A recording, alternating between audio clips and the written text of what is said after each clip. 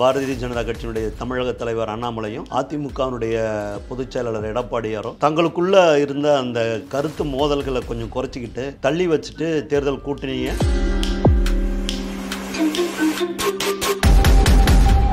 திமுக ஆட்சிக்கு வந்து பெண்களிடம் வந்து ரொம்ப அபிரிதமான வரவேற்பு வந்ததுக்கு வந்து அந்த மகளிர் உரிமை தொகை 1000 ரூபாய், இலவச பேருந்து பயணம், இப்போ அந்த நான் முதல்வன் இந்த மாதிரி கல்லூரி மாணவிகளுக்கு கொடுக்கும்.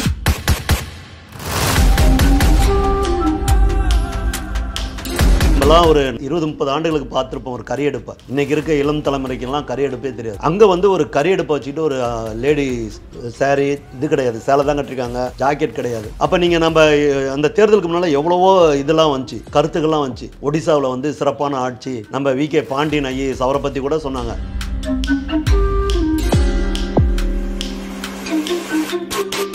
நடிகர் விஜய் வராரு, இப்போ சீமான் வராரு. இவங்க சொல்ற கருத்துக்கள்லாம் நீங்க பாத்தீங்கன்னா மக்களுக்கு முழுமையான பயன் போய் சேரல.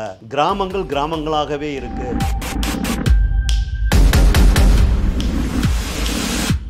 தேர்தல் முடிஞ்சோட்டி ஒரு சீனியர் ஐஏஎஸ் ஆஃபீஸர்கிட்ட நான் நேரில் பார்த்து பேசும்போது, சார் இந்த சித்தாந்தம் தேர்தலில் வந்து ஒரு பாதிப்பை ஏற்படுத்துமா அல்லது மக்கள் நலத்திட்டங்கள் வந்து ஒரு கூட்டணிக்கு வெற்றியை தேடி தருமா அப்படின்னு சொல்லும்போது அவர் என்ன சொன்னார்னா,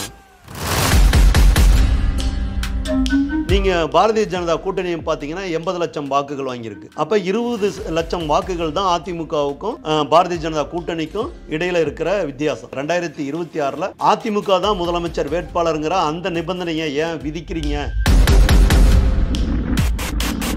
தேசிய ஜனநாயக கூட்டணியின் சார்பில் அங்கம் வகிக்கின்ற பாட்டாளி மக்கள் கட்சி தனது வேட்பாளரை நிறுத்தியுள்ளது. அந்த வேட்பாளருக்கு ஆதரவாக பாரதிய ஜனதா கட்சியினுடைய மாநில தலைவர் அண்ணாமலை பிரச்சாரத்தில் ஈடுபட போகிறார். அதிமுகவினுடைய நிலை என்ன?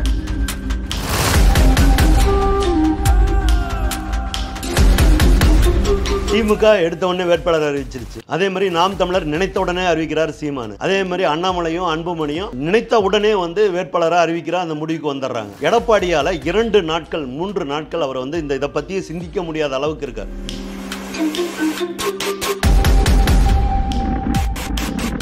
அதிமுக வாக்கு வங்கியை பாரதிய ஜனதா கட்சி ஈர்ப்பதற்கான வாய்ப்பு தானாகவே உருவாகிவிட்டது என்று எடுத்துக்கொள்ளலாமா?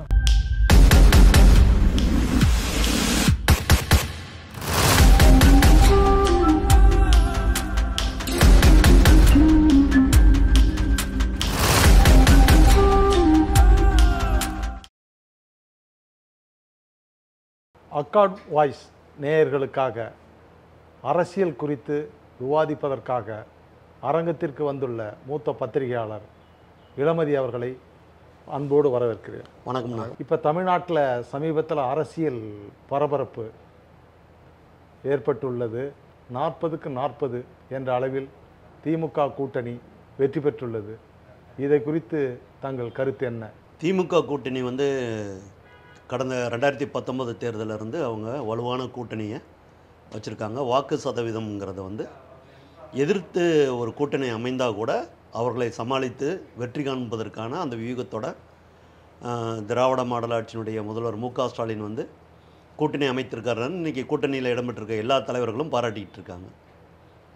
இந்த தேர்தல் வந்து இந்தியாவிலே தமிழ்நாட்டுடைய தேர்தல் தனித்த முடிவுகள் கொடுத்துருந்தா கூட தமிழகத்தில் வந்து ஒரு மாறுபட்ட விவாதம் ஒன்று நடந்துகிட்ருக்கு அரசியல் கட்சிகள்கிட்ட. குறிப்பாக வந்து அது திமுகவுடைய தோழமையில் இருக்கிற கட்சிகளாக இருந்தாலும் சரி, எதிரணியில் இருக்கிற கட்சிகளாக. என்னென்னா, திமுக மற்றும் அதனுடைய கூட்டணி கட்சிகள் வெற்றி பெற்ற வேட்பாளர்கள் வாங்கின வாக்குகளை விட எதிர்த்து நின்ற வாக்குகள் வந்து நீங்கள் கூட்டி பார்த்தீங்கன்னா வந்து ரொம்ப பிரம்மாண்டமாக இருக்குது. அப்போ திமுகவுக்கு எதிரான தமிழ்நாட்டில் வந்து வலுவான ஒரு கூட்டணி அமைந்திருந்தால் கிட்டத்தட்ட 30 தொகுதிகளில் வந்து திமுகவும் அதனுடைய கூட்டணி கட்சிகளும் தோல்வியை சந்திச்சிருக்குன்னு நிறைய பேர் சொல்கிறாங்க. வெறும் அரசியல் திறனாய்வாளர்கள் மட்டுமல்ல, மூத்த பத்திரிகையாளர்கள், நம்மளை போன்ற மூத்த பத்திரிகையாளர்கள் மட்டுமல்ல, இந்த விவாதத்தில் சமூக ஊடகங்கள்லேயும் வந்து இது மிகப்பெரிய ஒரு விவாதமாக மாறி இருக்கு.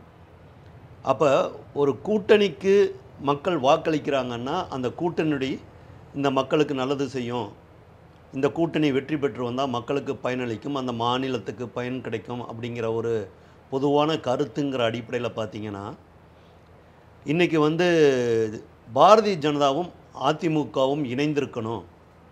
2 நபர்களின் பிடிவாதத்தால் வந்து கூட்டணி வந்து அமையாமல் போயிடுச்சு அப்படின்னு சொல்கிறதெல்லாம் உங்களுக்கே தெரியும்.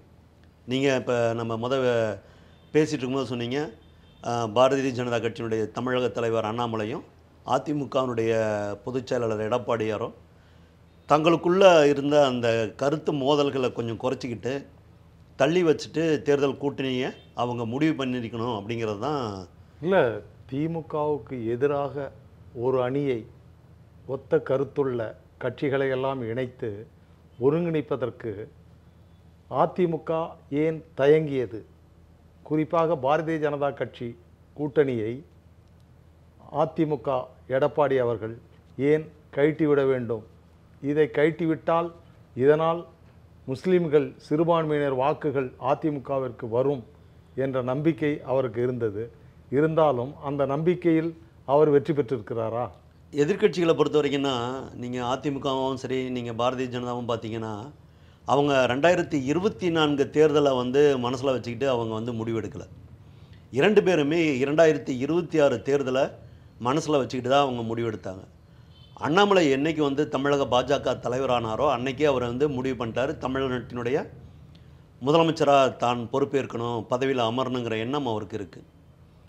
ஒரு 35 ஆண்டு காலமாக அதிமுக வந்து இங்கே வந்து பிரதான ஆளுங்கட்சியாகவும் பிரதான எதிர்க்கட்சியாகவும் 2 நிலைகளில் இருந்திருக்கு.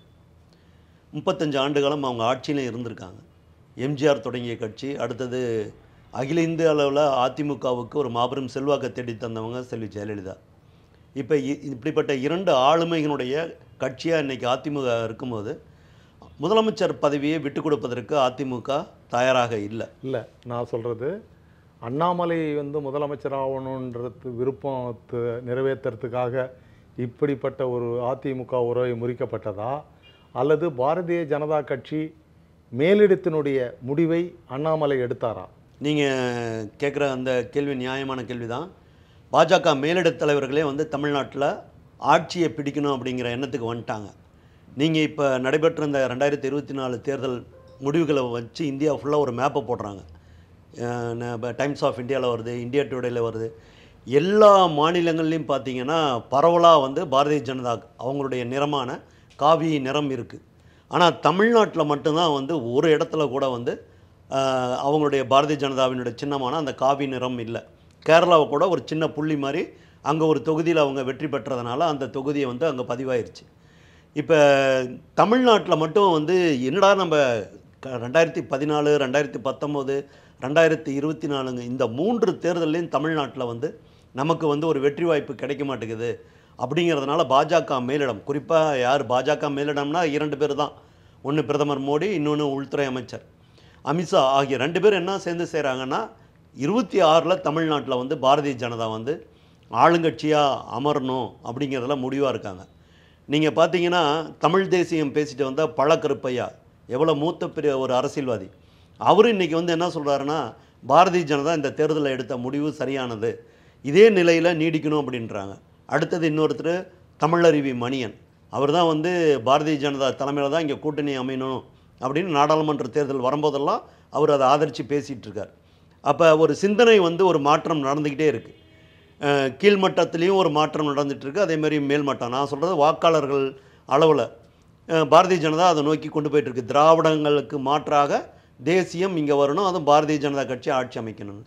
இப்போ பழக்கருப்பையா மாதிரி தமிழறிவு மணிவன் மாதிரி இதை பேச ஆரம்பிக்கும் போது என்ன ஆகுதுன்னா அவங்களுக்கு ஒரு சிந்தனை வந்துருச்சு, 2026 திராவிட கட்சிகள் இல்லாத ஒரு ஆட்சி தமிழகத்தில் இருக்கணும் அப்படின்னு. பாரதிய ஜனதாவுடைய 2 நோக்கங்கள் அப்படின்னு பார்த்தீங்கன்னா, ஒன்று வந்து காங்கிரஸே இல்லாத இந்தியா, அதுக்கு எவ்வளோ அவங்க உழைப்பை செலவழிக்கிறாங்க, எவ்வளோ பணம் செலவழிக்கிறாங்க அப்படிங்கிற மாதிரியே இன்றைக்கி என்னன்னா திராவிடம் இல்லாத தமிழகம் அப்படிங்கிற ஒரு முடிவுக்கு வந்துட்டாங்க. நீங்கள் நம்ம தென்னிந்தியாவில் நீங்கள் பார்த்தீங்கன்னா கர்நாடகாவில் வந்து பாரதிய ஜனதா வலுவாக இருக்குது. அடுத்தது பார்த்தீங்கன்னா ஆந்திராவில் சந்திரபாபு நாயுடுவை கூட்டணிக்கு, அதாவது மத்திய பாஜக அரசால் அவமானப்படுத்தப்பட்ட சந்திரபாபு நாயுடே வந்து என்ன மாதிரி மாறுறாரு, பாரதிய ஜனதாவை ஆதரிக்கிற நிலைமைக்கு வராரு. பிரதமர் மோடி மாதிரி ஒரு தலைவரை இனிமேல் இந்தியாவில் பார்க்க முடியாதுங்கிற அளவுக்கு பேச ஆரம்பிச்சிட்டாரு. 24 ஆண்டுகளாக தொடர்ந்து ஆட்சியில் இருந்த பிஜு ஜனதா தளம் ஆட்சியை பாரதிய ஜனதா கட்சி ஒடிசாவில் முடிவுக்கு கொண்டு வந்திருக்கிறது. அதுபோன்ற ஒரு நிலை 2026 தமிழ்நாட்டில் உருவாவதற்கான வாய்ப்பு இருக்கிறதா? இந்த வாய்ப்பை பயன்படுத்தி கொள்வதற்காக நடிகர் விஜய், சீமான் போன்றவர்களெல்லாம் இதற்கு ஒத்துழைப்பு தருவார்களா என்பதற்கு நீங்கள் உங்கள் கருத்து என்ன? நீங்கள் சரியான ஒரு கருத்தை தான் முன் வச்சுருக்கீங்க. நான் ஒரு தேர்தல் முடிஞ்சோட்டி ஒரு சீனியர் ஐஏஎஸ் ஆஃபீஸர்கிட்ட நான் நேரில் பார்த்து பேசும்போது, சார் இந்த சித்தாந்தம் தேர்தலில் வந்து ஒரு பாதிப்பை ஏற்படுத்துமா அல்லது மக்கள் நலத்திட்டங்கள் வந்து ஒரு கூட்டணிக்கு வெற்றியை தேடி தருமா அப்படின்னு சொல்லும்போது அவர் என்ன சொன்னார்னா, சித்தாந்தங்கள் எல்லாம் ஒரு மேல்மட்டத்தில் ஒரு குறிப்பிட்ட சதவீதம் தான் பேசுகிறாங்க அப்படிம்பார். மக்களுக்கு நல்லது செஞ்சால் மக்கள் ஆதரிப்பாங்க அப்படிங்கிறது தான் அவருடைய கான்செப்ட். ஒடிசாவை தேர்தல் முடிஞ்சு ஒரு 2-3 நாளுக்கு பிறகு டைம்ஸ் ஆஃப் இந்தியாவில் ஒரு ஸ்டோரி வந்துச்சு. அமெரிக்கா போன்ற ஒரு நாட்டில் இருக்கிற ஒரு ப்ரொஃபஸர், ஒரு லேடி தான் அவங்க எழுதியிருந்தாங்க. அப்போ அந்த செய்தியில் நடுவில் ஒரு ஃபோட்டோ இருந்துச்சு. அதாவது ஒரு நம்மலாம் ஒரு 20-30 ஆண்டுகளுக்கு பார்த்துருப்போம் ஒரு கரியடுப்பை. இன்றைக்கி இருக்க இளம் தலைமுறைக்கெல்லாம் கரியடுப்பே தெரியாது. அங்கே வந்து ஒரு கரியடுப்பை வச்சுக்கிட்டு ஒரு லேடி சாரீ இது கிடையாது, சேலை தான் கட்டிருக்காங்க, ஜாக்கெட் கிடையாது. அப்போ நீங்கள் நம்ம அந்த தேர்தலுக்கு முன்னால் எவ்வளவோ இதெல்லாம் வந்துச்சு, கருத்துக்கள்லாம் வந்துச்சு. ஒடிசாவில் வந்து சிறப்பான ஆட்சி, நம்ம விகே பாண்டியன் ஐஏஎஸ் அவரை பற்றி கூட சொன்னாங்க. அப்படியே அங்கே இருக்க மக்களுடைய மனநிலையெல்லாம் மாற்றிட்டாங்க, வாழ்வாதாரமே மாறிடுச்சு. ஆனால் கிராமப்புறங்களில் வந்து யார் வந்து பெரும்பான்மையான வாக்களிக்கிறாங்களோ அவங்களுக்கு அரசின் நலத்திட்டங்கள் அவருடைய வாழ்க்கையில் மாற்றமே வரல. இப்போ ஏன் வந்து இங்கே தமிழ்நாட்டில் வந்து இன்றைக்கி திமுக ஆட்சிக்கு எதிராகவும் வந்து கருத்துக்கள் வருது. நம்ம இப்போ நடிகர் விஜய் வராரு, இவங்கெல்லாம் வர்றவங்கெல்லாம் சொல்கிறது, இப்போ சீமான் வராரு, இவங்க சொல்கிற கருத்துக்கள்லாம் நீங்கள் பார்த்தீங்கன்னா மக்களுக்கு முழுமையான பயன் போய் சேரலை. கிராமங்கள் கிராமங்களாகவே இருக்குது.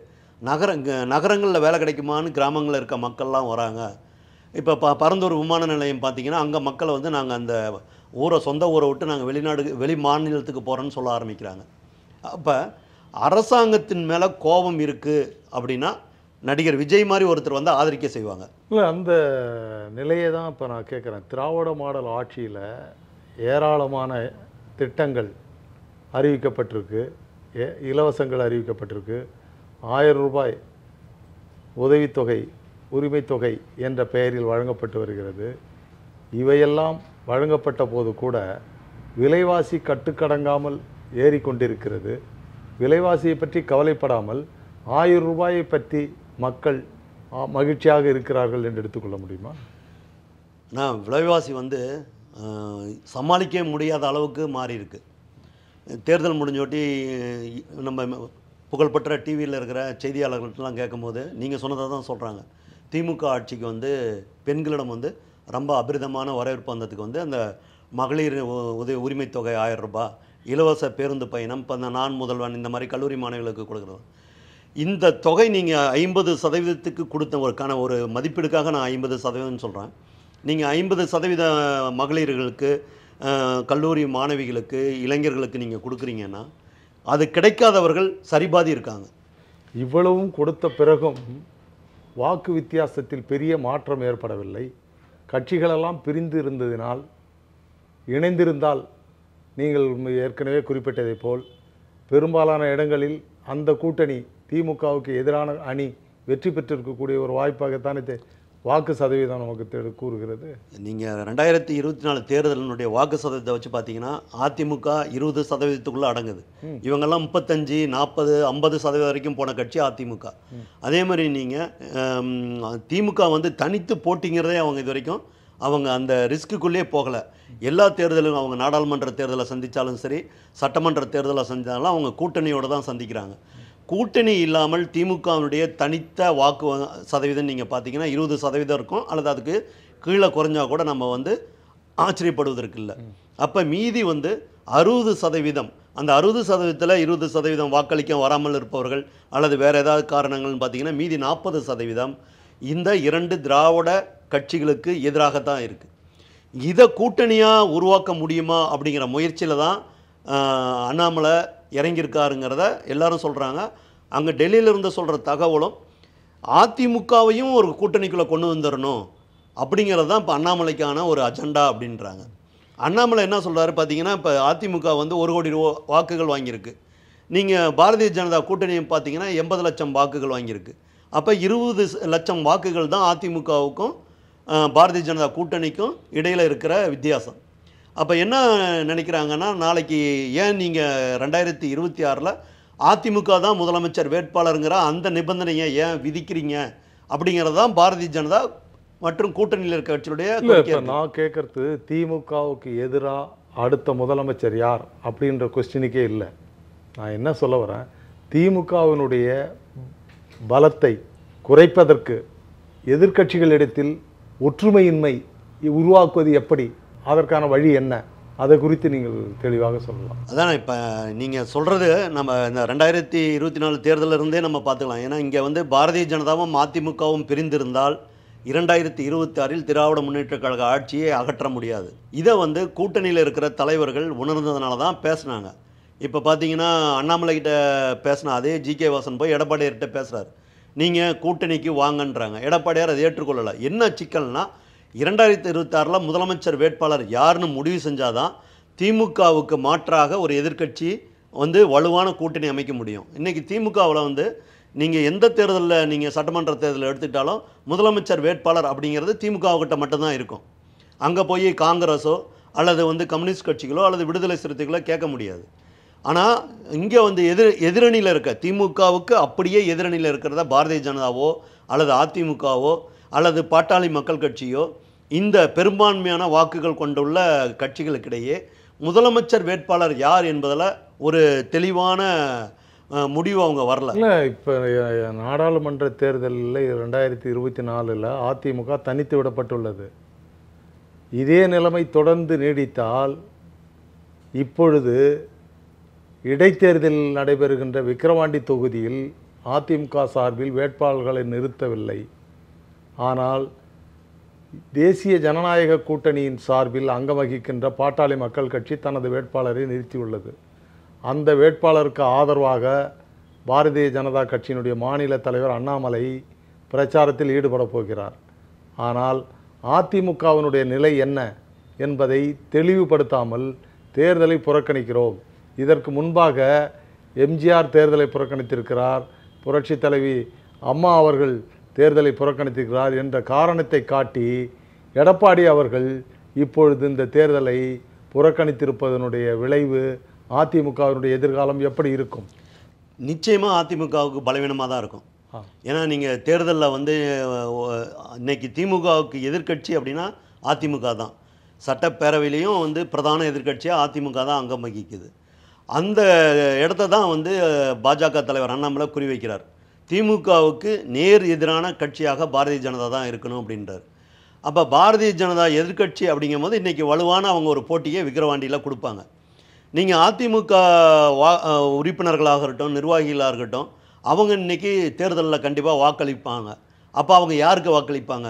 அங்கே இருக்கிறது 2 போட்டியாளர்கள் தான் ஆளுங்கட்சிக்கு எதிராக. ஒன்று நாம் தமிழர், இன்னொன்று வந்து பாரதிய ஜனதா கூட்டணியில் போட்டியிடுற பாமக வேட்பாளர். அப்போ அங்கே அதிமுக அப்படிங்கிற அந்த கட்சியை சேர்ந்தவர்கள் எல்லாம் திமுகவை பிடிக்காது. திமுகவுக்கு நேர் எதிராக இருக்கிறது இன்றைக்கி வந்து சீமானா பாஜகவான்னு பார்த்தா பாஜகவுக்கு தான் வாக்களிப்பாங்க. அப்போ பாமக அங்கே வந்து ஏற்கனவே விக்கிரவாண்டியில் வந்து பாமக பாட்டாளி மக்கள் கட்சி வந்து கட்டமைப்பில் வந்து ரொம்ப வலுவாக இருக்குது. கிட்டத்தட்ட பெரும்பான்மையான சமுதாய மக்கள் அங்கே வாழ்கிறாங்க. ஸோ அப்போ அந்த அடிப்படையில் வந்து பாட்டாளி மக்கள் கட்சிக்கு வந்து வாய்ப்புகள் அதிகமாக போகும். இல்லை, இந்த நிலை நீடித்தால் அதிமுக வாக்கு வங்கி ஏற்கனவே அண்ணாமலை என்னுடைய விருப்பப்படி அதிமுக வாக்கு வங்கியை பாரதிய ஜனதா கட்சி ஈர்ப்பதற்கான வாய்ப்பு தானாகவே உருவாகிவிட்டது என்று எடுத்துக்கொள்ளலாமா? கண்டிப்பாக அப்படிதான். அப்படிப்பட்ட ஒரு வழியை தான் வந்து எடப்பாடியார் இன்றைக்கி எடுத்திருக்காரு. ஏன்னா நீங்கள் தொடர்ந்து அண்ணாமலை வந்து திமுகவையும் எதிர்க்கிறார், அதிமுகவையும் எதிர்க்கிறார். அப்போ அங்கே அதிமுக வாக்குகள் என்ன ஆகும்? அதிமுக வாக்குகள் வந்து யாருக்காவது ஒருத்தருக்கு பதிவு பண்ணணும். அவங்க நாம் தமிழருக்கு போடுவதற்கான வாய்ப்பு கிடையாது. ஏன்னா அண்ணாமலை இப்போ கடந்த ஒரு 2 வருஷமாக அவர் வந்து இங்கே தலைவர் பொறுப்பை ஏற்றுட்டு இருக்கும்போது அவர் திமுகவை கடுமையாக எதிர்க்கும் போது ஒரு 10% தான் அதிமுகவை விமர்சனம் செய்கிறார். ஆனால் நாம் தமிழர் சீமான் வந்து 2 திராவிட கட்சிகளையும் கடுமையாக விமர்சனம் செய்கிறார். ஊழல் கட்சிங்கிற குற்றச்சாட்டை அவர் தொடர்ந்து வச்சுக்கிட்டே வரார். அப்போ சீமான் மேலே நம்பிக்கை போகுமா விக்கிரவாண்டி மக்களுக்கு? சீமான் வந்து ஆளுங்கட்சிக்கு எதிராக ஒரு கூட்டணியை வந்து